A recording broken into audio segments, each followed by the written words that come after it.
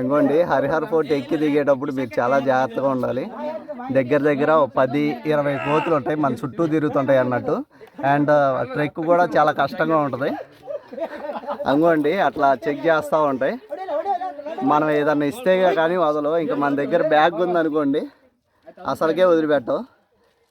And కరవలేండి, మనం ఏమీ అనకపోతే కరవ. మనం ఏమన్నా కర్ర చూపించి వాటిని కొడితే మటుకి ఖచ్చితంగా కరుస్తాయి.